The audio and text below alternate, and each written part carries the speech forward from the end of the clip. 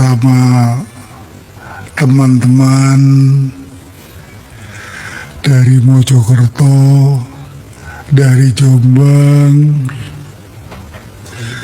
juga dari Kudus, ingin mempertanyakan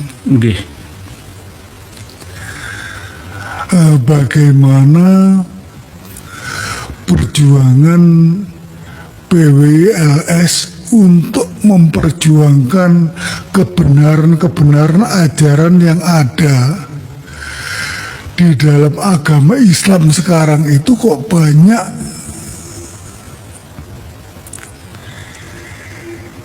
yang melenceng, terutama dari golongan orang-orang dari Yaman itu. Jadi agar supaya saya itu tidak bingung, mohon ditunjukkan itu. Oh, siap Yai Romo Yai Asnawi dari Mojokerto. Ini keluar dari hati nurani beliau yang paling dalam, sendiri tanpa permintaan dari kami. Bertanya kepada kami tentang PWLS, perjuangannya seperti apa dalam meluruskan, membersihkan ajaran-ajaran dari kawan-kawan Habaib Alawi yang sudah merata, hampir merata di seluruh penjuru negeri ini. PWLS itu bukan organisasi ilegal, tapi organisasi legal. Legalitasnya ada, dijamin oleh negara. Kemenkumhamnya juga sudah resmi keluar. Pendukung ya, secara administrasi semua sudah terlengkapi juga. Perjuangannya bukan untuk memusuhi umat manusia atau bahkan ingin merobohkan bangsa dan negara, tapi sebaliknya ingin menguatkan ukhuwah basyariyah, ukhuwah islamiyah, ukhuwah watoniyah yang ada di Indonesia ini. Dan yang paling penting adalah meluruskan sejarah bangsa, meluruskan ajaran agama yang sudah lama terkontaminasi dengan virus yang berbahaya yang akan merusak generasi saat ini sampai generasi kita nantinya. Dan terbukti alhamdulillah kami sebagai ya pengurus pusat juga menyampaikan ini dengan arif dan bijaksana, yakni dengan dakwah bilhal, dakwah bil lisan, dan dakwah bil tulisan. Semua kami lakukan, dan ini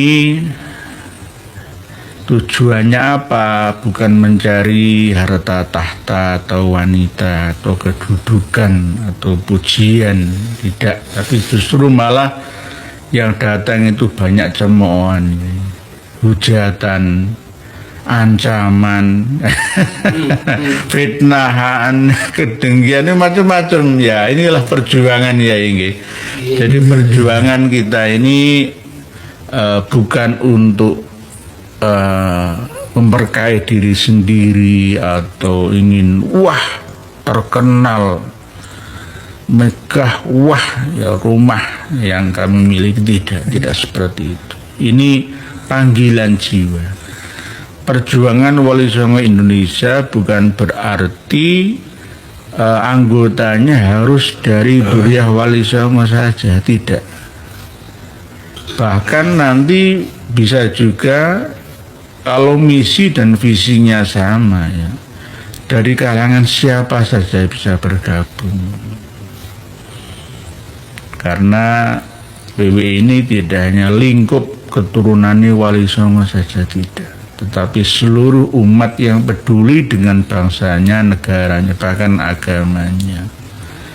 Intinya yang kita kedepankan adalah perjuangan melalui akhlakul karimah, dengan tawaduan, ya, lalu dengan keilmuan. Jika ada kajian-kajian dari kalangan PWLS yang dulu belum pernah panjenengan kaji di pesantren, di lembaga pendidikan, kok nyeleneh aneh, misalkan saya pernah menyampaikan hal-hal yang dulu belum pernah ada, ya anggaplah ini sebagai tantangan kita untuk terus ngaji bersama sampai tutup usia, ya. Jadi tidak sampai jenengan rata-rata kan di atas 70 nggih, yuswan nggih. 70-an nggih. Pokok 70-an nggih, ke atas lah pokoknya. 70.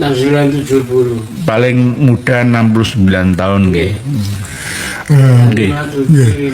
Berarti PWLS itu tidak mencari musuh.